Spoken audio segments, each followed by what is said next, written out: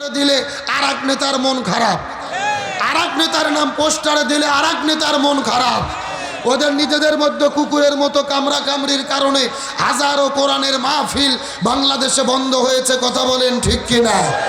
যে আল্লাহ তাআলা নতুন স্বাধীন একটি দেশ আমাদেরকে দান করলেন, আমরা খুশি না বেজার?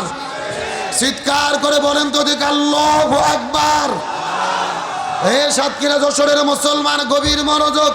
ওই স্বৈরাচার ভারত থেকে বাংলাদেশে এসেছিলেন মূলত বাংলাদেশ থেকে ইসলাম এবং মুসলমানদেরকে শেষ করে দেওয়ার জন্য। তারই ধারাবাহিকতায় গত 10 বছর আমরা দেখেছি এই বাংলাদেশের হাজারো আলেমদেরকে জেলে বন্দি করে, তারা গ্রেপ্তার করে তারা জেলের মধ্যে বন্দি করেছে। দাড়ি টুপিওয়ালাদেরকে গ্রেপ্তার করে জঙ্গিবাদের নাটক করেছে। বাংলাদেশের শিক্ষা ব্যবস্থার মধ্য থেকে কোরআন হাদিসের শিক্ষাকে কেটে দিয়ে তারা ঢুকিয়ে দিয়েছিল বান্দরের শিক্ষা। এমনকি যখন তাদের ক্ষমতার চেয়ে নড়বড় হয়ে গেল, ভারতের ইশারায় চিন্তা করে দেখেছিল এই বাংলাদেশে সবচাইতে শক্তিশালী ইসলামী দল হলো বাংলাদেশ জামাত ইসলামী। এই জন্য তারা 1 তারিখে জামাত ইসলামীকে নিষিদ্ধ করলো, আর 5 তারিখে সিরে জুতো সিরে শাড়ি পরে মামু বাড়ি দিল্লি পালাতে বাধ্য হলো। ওই যে স্বৈরাচার পালিয়ে গেছে হেলিকপ্টারে চড়ে, আপনারা ভিডিও দেখছেন না? কতক্ষণ দেখছেন না? ওই ভিডিও দেখে মনে হচ্ছে উনি 16 বছরের প্রধানমন্ত্রী হাসিনা না, আপনাদের কাজীর হাটের কাজের মেয়ে ছকিনে। এ কথা কোন? ওর শাড়ির কুচিও ঠিক নাই, আসুলও ঠিক নাই। তার মানে বোঝা যায় উনি পালানোর আগে মনোযোগ দিয়ে শাড়িটাও পরতে পারেনি। গণভবনের মধ্যে গোস্ত ঘন করেছে, ইলিশ মাছ রান্না করেছে, 14 প্রকারের তরকারি, গরম ভাত। আল্লাহর কি খেলা! আল্লাহ খাওয়ার পর্যন্ত টাইম দেয়নি। এই জোরে বলেন এগুলো কার খেলা? এই জন্য আল্লাহ তাআলা বলেন ওয়ামাকারু ওয়ামাকারাল্লাহ আল্লাহু খায়রুল মাকিরিন। তারাও ষড়যন্ত্র করে, আল্লাহ কৌশল অবলম্বন করে। কার কৌশল বিজয়ী হয়? আল্লাহ বলছেন ইয়াকিদুনা কায়দা ওয়া আকিদু কায়দা। তারাও কিছু কায়দা কৌশল করে, আল্লাহরও কিছু কায়দা কৌশল। ওই স্বৈরাচার হাসিনা পালিয়ে গেছে, বলেন তো ষড়যন্ত্র কি বন্ধ হয়েছে? আরে ভাই ওই হাসিনা ছিল সোনার ডিম পাড়া হাঁস। কিসের ডিম পাড়া হাঁস? বাংলাদেশে ডিম পাড়ে পাড়ে নরেন্দ্র মোদী দিল্লি দিয়ে আসতো, আর ওখানে দিল্লি থেকে ভেজে ভেজে খাইতো। এই জন্য হাসিনা পালিয়ে গিয়ে হাসিনার যতটা না ক্ষতি হয়েছে তার চাইতে বেশি ক্ষতি হয়েছে নরেন্দ্র মোদীর। যখন হাসিনা পালিয়ে গেল, ওরা রাগ করে বলল বাংলাদেশের মানুষকে পেঁয়াজ দেব না, আলু দেব না, বাংলাদেশের মানুষকে না খাওয়াইয়া মারবো। চিৎকার করে বলেন যশোর সাতক্ষীরার মুসলমান, রিজিকের মালিক কে? আরো জোরে বলেন কে?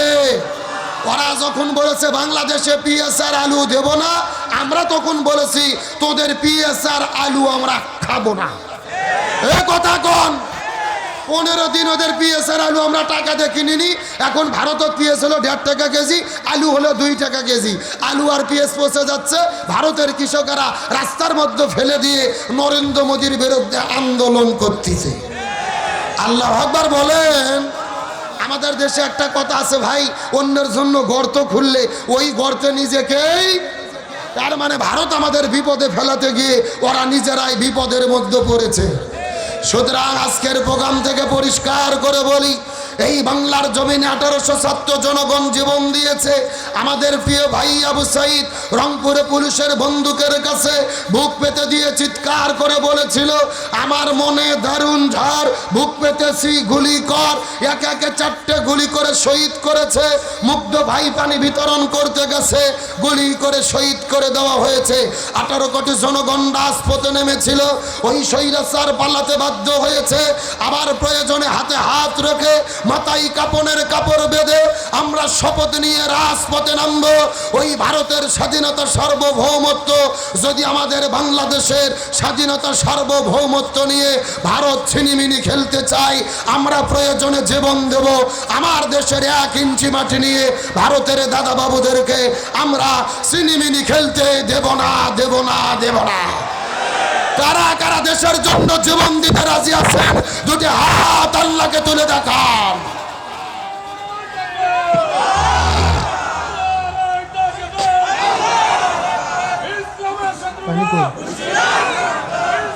গরম পানি। যে তাকবীর আপনারা দিছেন, হাসিনা যদি বেনাপোল থাকে আজকে রাতেই ঢুকবে। এ মাঝখান থেকে একজন দাঁড়িয়ে স্লোগান দেন তো দেখি, দেন একজন তাকবীর দেন।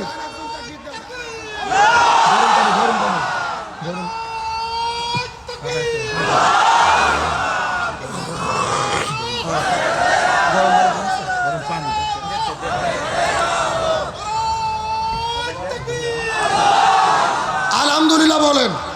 এ সভাপতি ভাই, ওই ভাইকে এক কাপ চা দেন তো, ওকে এক কাপ চা দেন আর আমার গরম পানি দেন। আমরা দুইজন যতক্ষণ ঠিক আছি আলোচনা ততক্ষণ চলবে। কি বলেন আপনারা? পরিষ্কার করে বলি, বাংলাদেশ 24-এ নতুন করে স্বাধীন হয়েছে। ওই ভারতের কোনো তাবেদারি এই বাংলার জমিনে আর চলতে দেওয়া হবে না। বরং যারাই ভারতের পক্ষে দালালি করবে আমরা তাদেরকেই বয়কট করতে বাধ্য হব। আসেন আমার ভূমিকার কথা শেষ, মাত্র 30 মিনিট আপনাদের মধ্যে কথা বলবো। সরাসরি আলোচনার মধ্যে প্রবেশ করি ভূমিকা ছাড়া। চিৎকার করে বলেন আমরা বাংলাদেশে শান্তি চাই কি চাই না? আজকের আলোচনার সাবজেক্ট হলো বর্তমানে বাংলাদেশের শান্তি প্রতিষ্ঠায় আমাদের করণীয় কি। জানার দরকার আছে না নাই? আরে জীবনে বাঘের কিচ্ছা হরিণের কিচ্ছা বহু শুনছেন, ওগুলো বাদ দেন। বর্তমানে বাংলাদেশের শান্তি প্রতিষ্ঠায় আমাদের কি করতে হবে, এটাই হলো সবচাইতে জরুরি আলোচনা। গভীর মনোযোগ, ভালো করে লক্ষ্য করুন। এই বাংলাদেশ 1947 সালে ভারত, বাংলাদেশ, পাকিস্তান আমরা ব্রিটিশদের কাছ থেকে স্বাধীন হয়েছিলাম। উদ্দেশ্য কি? আমরা শান্তি পেতে চাই। কিন্তু দুর্ভাগ্যজনক ব্যাপার হলেও সত্য, আমরা শান্তি পেলাম না। 1971 সালে আবারও বাংলাদেশ স্বাধীন হলো, শান্তি পাওয়ার জন্য আমরা শান্তি পেলাম না। 2024-এ আবারও দেশকে স্বাধীন করলাম শান্তি পাওয়ার জন্য। আমরা কি শান্তি পাচ্ছি? তাহলে কি করলে শান্তি পাওয়া যাবে জানার দরকার আছে না নাই? এ যশোর সাতক্ষীরা মুসলমান গভীর মনোযোগ লক্ষ্য করে বোঝার চেষ্টা করবেন। আমার নবীজি জমিনের ভেতরে শান্তি কায়েম করার জন্য 17 বছর বয়সের ভেতরে এই জমিনের মধ্যে একটা দল গঠন করেছিল, যেই দলের নাম হলো হিলফুল ফুজুল। জোরে বলেন নাম কি? এ যশোরে মুসলমান গভীর মনোযোগ লক্ষ্য করুন। আমাদের নবীজি 17 বছর বয়সের ভেতরে এই জমিনের ভেতরে শান্তি কায়েম করার জন্য 17 বছরের মধ্যে একটা দল গঠন করলেন, হিলফুল ফুজুল নামক দল গঠন করার পরে 17 বছর থেকে শুরু করে 40 বছর পর্যন্ত নবীজি 23 বছর ধরে চেষ্টা করলো এই জমিনে শান্তি কায়েম করার জন্য। কিন্তু দুর্ভাগ্যজনক ব্যাপার হলো নবীজি 23 বছর চেষ্টা করেছে, কিন্তু জমিনের ভেতরে শান্তি কায়েম করতে পারলো। এ যশোর সাতক্ষীরা মুসলমান গভীর মনোযোগ, আমাদের নবীজি 23 বছর ধরে চেষ্টা করেছে, কিন্তু জমিনের ভেতরে শান্তি কায়েম করতে পারলো না। কিন্তু নবীজির বয়স যখন 40 বছর হয়ে গেল, আল্লাহ নবীজির উপরে যখন কোরআন নাজিল করলো, নবীজি কোরআনের দাওয়াত দেওয়া শুরু করে দিল। এই জমিনের মধ্যে যখন কোরআনটা কায়েম হয়ে গেল, তখন জমিনের মধ্যে শান্তি কায়েম হয়ে গেল। 40 বছর থেকে শুরু করে 63 বছর পর্যন্ত নবীজি 23 বছর চেষ্টা করেছে, এই জমিনের মধ্যে শান্তি কায়েম হয়ে গেছে। নবীজির জীবনটা 2 ভাগে ভাগ করার চেষ্টা করেন। নবুয়ত পাওয়ার আগের হলো 23 বছর, আর পরের হলো 23 বছর। আগের 23 বছর নবী চেষ্টা করলেন, কিন্তু জমিনের মধ্যে শান্তি কায়েম করতে পারলো না। কিন্তু পরের 23 বছরে নবীজি কেন শান্তি কায়েম করতে পারলো? এর পেছনে কারণ হলো আগের 23 বছরের ভেতরে নবীজির কাছে দল ছিল, কিন্তু নবীজির দলের ভেতরে আল্লাহর কোরআনের সংবিধান ছিল না। আমার কথা কি বোঝা যায়?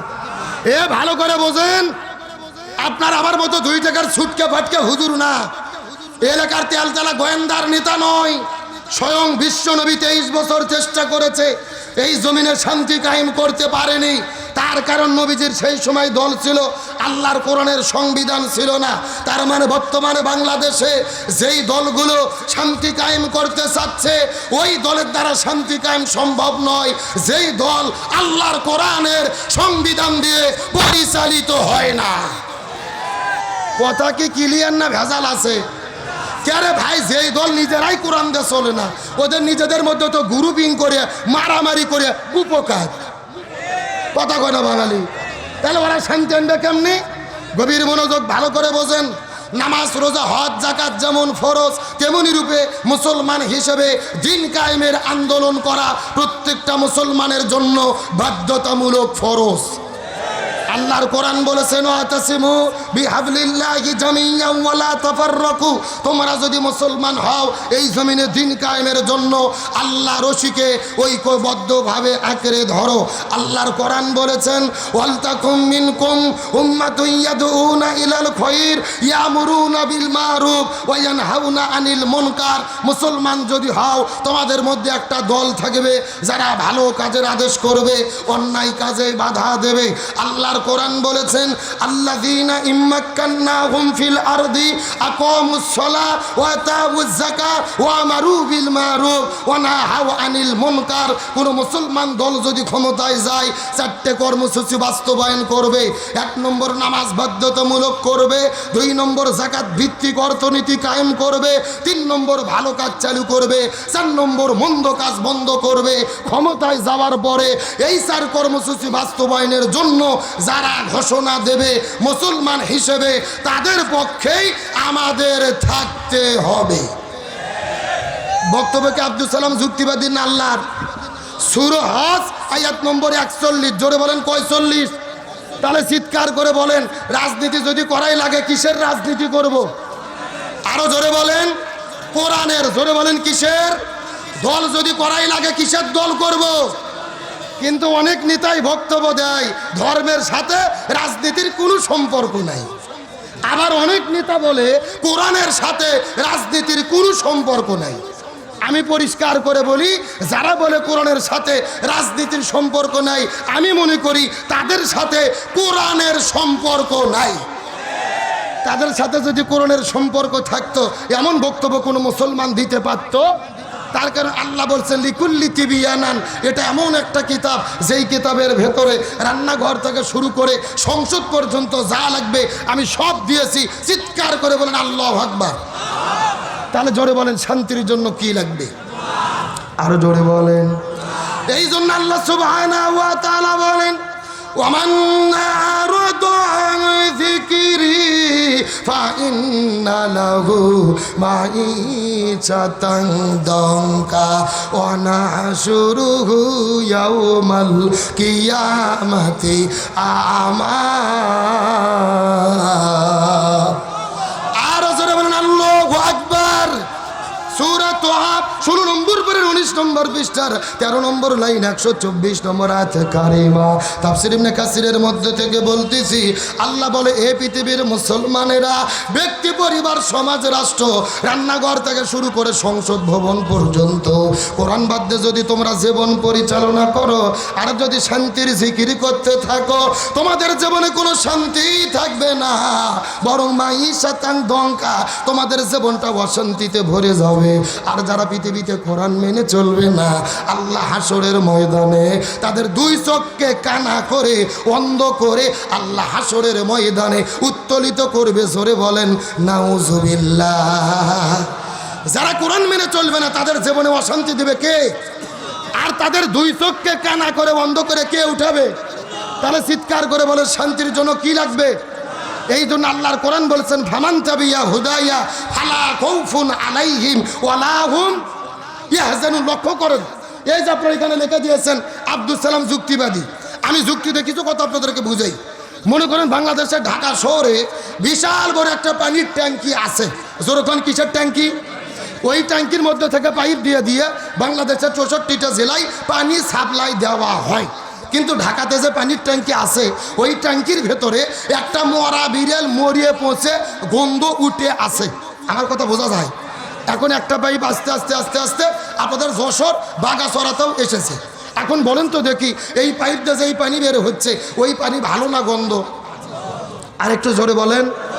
এখন গন্ধলা পানি বের হওয়ার পরে যশোর সাতক্ষীরাতে যত হুজুর আছে, ইমাম, মুয়াজ্জিন, ফকি, মুফতি, মুহাদ্দিস, সব আলেমদেরকে ডেকে বলা হয়েছে, এই আলেমের গোষ্ঠীরা, এই যে গন্ধলা পানি বের হচ্ছে তোমরা ফু দিয়ে দিয়ে পরিষ্কার করো।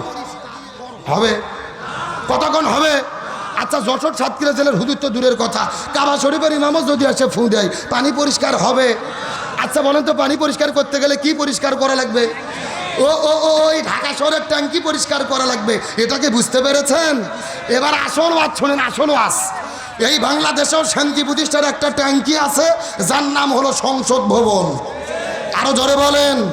আর সংসদের ভেতর থেকে বাবার আইন, দাদার আইন, চাচার আইন, খালুর আইন, ফুপর আইন, কালো মার্সের আইন, লেনিনের আইন, পুতিনের আইন, সক্রেটিসের আইন, প্লেটোর আইন, ধর্মনিরপেক্ষতাবাদ, জাতীয়তাবাদ, সোশ্যালিজম, ক্যাপিটালিজম, স্বামীর আইন, স্ত্রীর আইন, বাবার আইন, বেটির আইন, চাচার আইন, চাচির আইন, ভারতের আইন, ব্রিটিশের আইন, মানব রচিত তন্ত্র মন্ত্রকে জুতো এবং ঝাঁটাপিটা করে বিদায় করে যতদিন পর্যন্ত কোরআন সংসদে ঢুকাইয়া কোরআন দিয়ে বাংলাদেশ পরিচালিত না হবে, ততদিন পর্যন্ত এই জমিনের ভেতরে শান্তি আসতে পারে না, পারে না, পারে না। সুতরাং বাংলাদেশে শান্তি কায়েমের জন্য কোরআন দিয়ে বাংলাদেশ চলুক, এটাকে আপনারা চান? কারা কারা চান? দুটি হাত আল্লাহকে তুলে দেখান।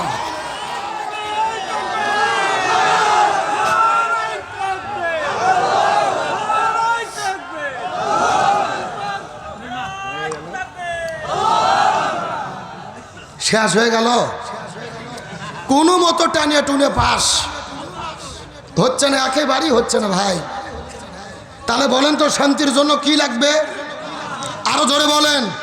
তাহলে আগামীতে বাংলাদেশে কোরআন কায়েমের জন্য 90% মুসলমান আমাদের একতাবদ্ধ থাকার দরকার আছে না নাই?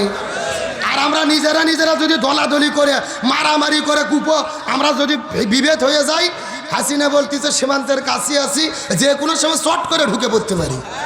কথা কোন না, আমরা বলতেছি ম্যাডাম আসেন, এটা তো আপনার বাবার দেশ, আপনি আসেন, আপনি শর্ট করে ঢুকবেন আর আমরা আপনাকে ফট করে আয়না ঘরে ঢুকে দেব।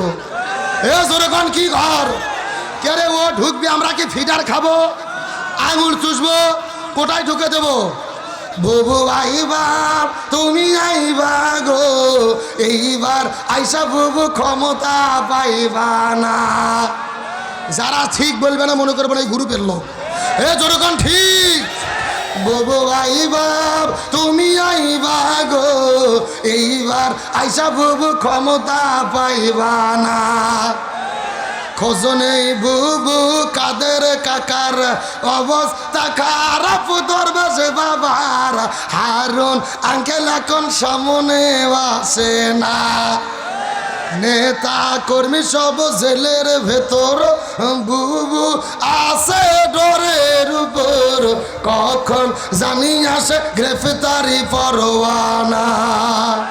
বুবু ভাই বাপ তুমি আইবা গো, এইবার আইসা বুবু ক্ষমতা পাইবা না।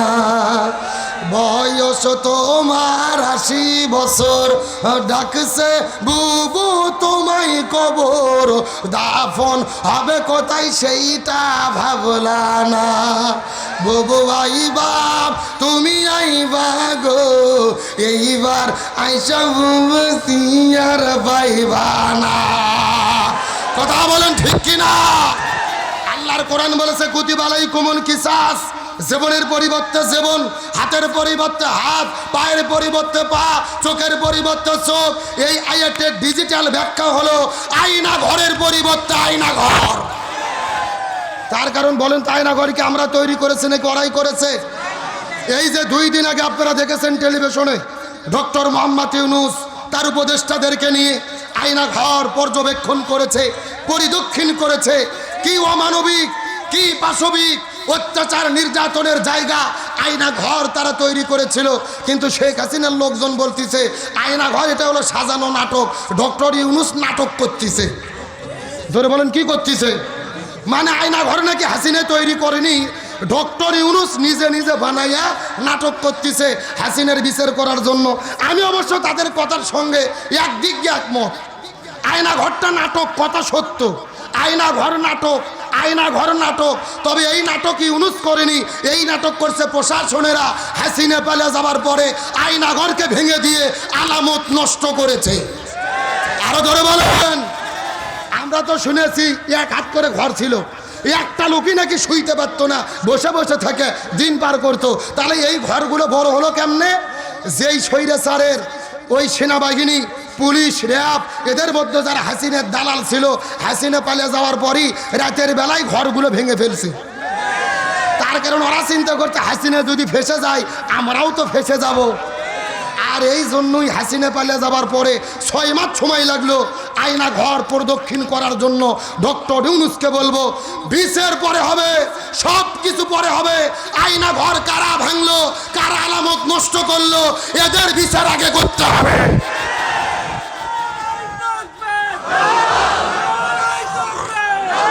গভীর মনোযোগ লক্ষ্য করেন। আমাদের প্রিয় ভাই ব্রিগেডিয়ার আমান আজমি, ব্যারিস্টার আরমানকে 13 বছর ধরে আয়না ঘরে বন্দি করে রেখেছে। সূর্যের আলো দেখতে দেয়নি, বাইরের বাতাস দেখতে দেয়নি। আজান যখন হতো বক্সে গান বাজাইয়া আজান পর্যন্ত শুনতে দিত না।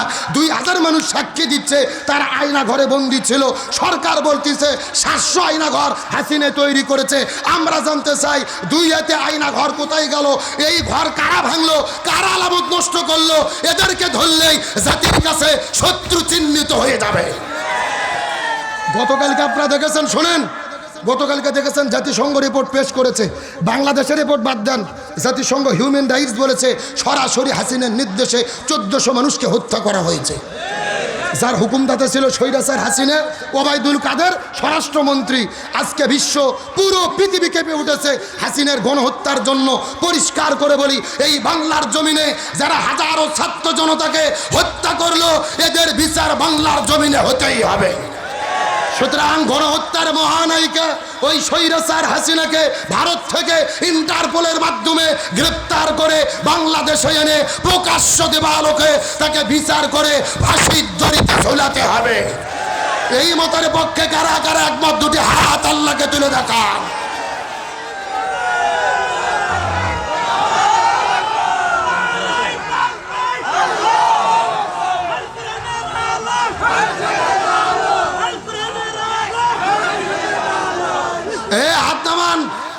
আপনাকে মন খারাপ করলেন, কিন্তু আগামীকালকে দেখবেন, শোনেন শোনেন শোনেন, আগামীকাল এই বাজারে গল্প হবে। বলবে গতকাল আব্দুল সালাম যুক্তিবাদী এসেছিল, এটা কি ওয়াজ হলো, এটা রাজনীতি হলো। মানে ওরা কিন্তু ওই স্বৈরাচারের দোসর, ওই দলের লোক। এখন আর নিজেদের দলের পরিচয় দেয় না, খোলস পরিবর্তন করে সুশীল সেজেছে, সুশীল। ভালো করে বোঝেন, আল্লাহ বলছেন মান কতালা নাফসান বিগয়রি নাফসিন আও ফাসাদিন ফিল আরদ ফাকা আন্নামা কতালান নাসা জামিয়া। নিরপরাধ একজন মানুষকে হত্যা করা মানে হলো তামাম পৃথিবীর সমস্ত মানুষকে হত্যা করার শামিল। এখন হত্যার বিরুদ্ধে কথা বলে কি অপরাধ? এটা কি রাজনীতি? রসুল বলেছেন হাতের মধ্যে তরোয়াল নিয়ে শুধু যুদ্ধ করা জিহাদ নয়, জালেমের জুলুমের বিরুদ্ধে কথা বলা সবচাইতে বড় জিহাদ। শোনেন, ওয়াজ পড়াবে আগে ফতোয়া শোনেন। কিছু কিছু মুফতি বের হয়েছে, জীবনে মাদ্রাসার বারান্দায় যায়নি। ওরা এখন কি ফতোয়া দেয় জানেন? বলে এখন তার মাহফিলে ওয়াজ হয় না, শুধু রাজনীতি হয়, শুধু রাজনীতি হয়। মানে আমরা একটু স্বৈরাচারের কথা বলি, ওদের কলজেত লাগে। ভালো করে বোঝেন, এরা বলে হুজুরা ওয়াজ কর না, শুধু গিবত করে। যেরকম কি করে? আগে ফতোয়া শোনেন। গিবত হলো 2 প্রকার। জোরে বলেন কয় প্রকার? একটা গিবত হলো হারাম, আর একটা গিবত হলো জায়েজ। একটা গিবত হারাম, আর একটা গিবত কি? আল্লাহ নিজেই কোরআনে গিবত করেছে। আল্লাহ বলছেন তাব্বাত ইয়াদা আবি লাহাবি ওয়া তাব। আবু লাহাবের হাতও ধ্বংস, পাও ধ্বংস, পুরো 14 গোষ্ঠী ধ্বংস। কার কথা? আল্লাহকে আবু লাহাবের গিবত করেনি? আচ্ছা, কোরআনে আল্লাহকে আবু জেলের কথা বলেনি, নমরুদের কথা বলেনি? তাহলে আল্লাহ যদি ফিরাউন নমরুদের কথা কোরআনে বলে থাকে, বাংলাদেশে যাদের চরিত্র ফিরাউন, নমরুদ, আবু জেল, হামান, কারুন, এদের সাথে মিলে যাবে। এদের বিরুদ্ধে গিবত করা শুধু জায়েজ না রে পাগল, এদের বিরুদ্ধে গিবত করা ফরজ। ফতোয়া মুখস্থ করেন, স্বৈরাচারের বিরুদ্ধে গিবত করা কি? তার কারণ তাদের চরিত্রের সঙ্গে আবু জেলের চরিত্র মিল আছে না নাই? রাগ করেন না ভাই, মনে বহু কষ্ট ভাই, কথাগুলো বললাম, রাগ করেন না। আলোচনা কি চলবে? শেষ পর্যন্ত থাকবেন? দেখি কারা কারা থাকবেন না, হাত তোলেন। এইবার বোঝা গেল আপনারা হুজুগে বাঙালি। সত্য সত্য কারা কারা চলবে, হাত তোলেন তো দেখি। সবাই হাত উঠান দেখি। লিল্লাহে তাকবীর। হয় নাই সাউন্ড হয় না, হাত উঠান। মুরবি মুরবি মুরবি হাত উঠান দেখায় ছেলাই সভাপতি হাত উঠান। যে সবাই একটু গলা কাকার দান তো দেখে। লিল্লাহে তাকবীর। আল কোরআনের আলো, আল হাদিসের আলো, দুনিয়ার মুসলিম ইসলামের শত্রুরা কোরআন আছে যেখানে লিল্লাহে তাকবীর। আপনারা সবাই কিন্তু হাত তুলে ওয়াদা করলেন শেষ পর্যন্ত থাকবেন। এখন না থাকে যদি উঠে চলে যান, ওয়াদা ভঙ্গ করা কিসের লক্ষণ? আর একটু জোরে বলেন। আপনারা কি মুনাফিক হতে চান? মুনাফিক হতে চান কি চান না, এটা মুনাজাতের আগে বোঝা যাবে। জোরে বলেন কিসের আগে? মুনাজাতের আগ পর্যন্ত লক্ষ্য করে দেখেন কারা কারা উঠে উঠে চলে যায়। যারা যারা উঠে যাবে মনে করবেন ওই গ্রুপের লোক। আল্লাহ শেষ পর্যন্ত থাকার তৌফিক দিক বলেন আমিন। আমি জানতে চাচ্ছি যে দাঁড়িয়ে আছে ওরা কারা? ওরা কারা? কোথা থেকে এলো? যে যেখানে আছেন বসেন, মাত্র কয়েক মিনিট কথা বলবো। আছেন আলোচনা শুরু করি। চিৎকার করে বলেন আল্লাহ আমাদেরকে সৃষ্টি করেছেন, আল্লাহর একটা উদ্দেশ্য আছে না নাই? উদ্দেশ্য কি? আল্লাহ বলতেছেন ওমা খলাকতুল জিন্না ওয়াল ইনসা ইল্লা লিয়াবুদুন, আমি মানুষ এবং জিনকে সৃষ্টি করেছি আমার ইবাদত করার জন্য। সুবহানাল্লাহ বলেন। আজকের আলোচনার মেইন টপিক হলো আল্লাহর কাছে সবচাইতে প্রিয় ইবাদত কোনটি, আল্লাহর কাছে সবচাইতে প্রিয় আমল কোনটি। তার কারণে আপনাদের যশোর সাতক্ষীরা জেলার মানুষের ধারণা নামাজ পড়ার নাম ইবাদত, হজ করার নাম ইবাদত, জিকির করার নাম ইবাদত, নামাজ রোজা হজ যাকাত অবশ্যই ইবাদত। তবে আল্লাহর কাছে সবচাইতে প্রিয় ইবাদত হলো এই জমিনের ভেতরে কোরআন বিজয়ের আন্দোলন করা, ইকামতে দ্বীনের কাজ করা, ইসলাম প্রতিষ্ঠার আন্দোলন করা।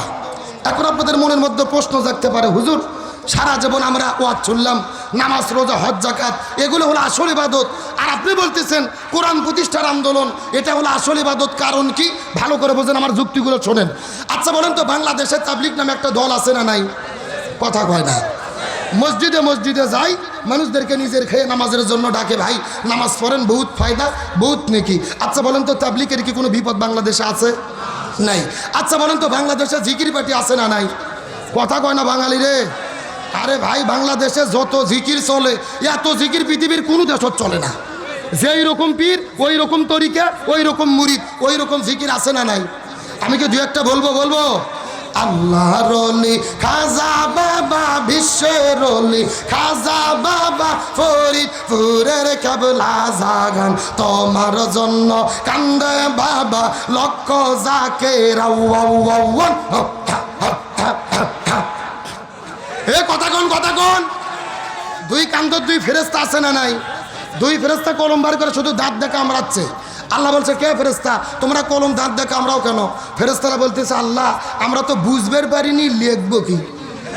কেরা কোরআন হাদিসের মধ্যে হোকাহুকি কোথাকুতি কোনো জেকের আছে?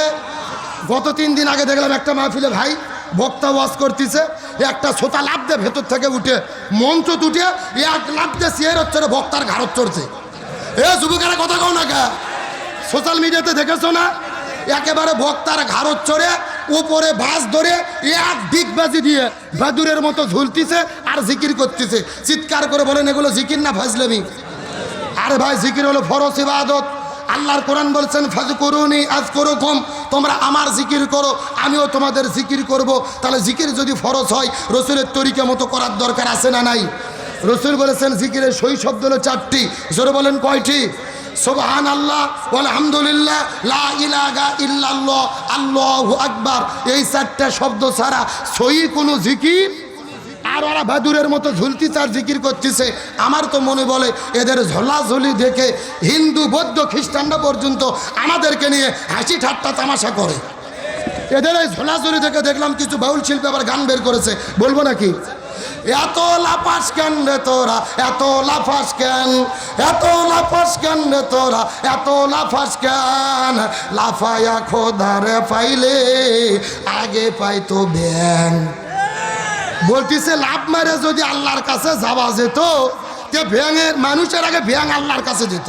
শোনেন, জিকির সম্পর্কে কথা বলা আমার উদ্দেশ্য নয়, টাইম কম। তবে আমি আপনাদেরকে বলতে চাই এই ভণ্ডদের সঙ্গে আমাদের কোনো সম্পর্ক। তাহলে বলেন তো, এই জিকিরের নামে যারা বাংলাদেশে লাপালাপি করতেছে এদেরকে কোনো বিপদ বাংলাদেশে আছে? সবাই একটু জোরে উত্তর দেন। বাংলাদেশে নামাজ পড়লে কি বিপদ হয়?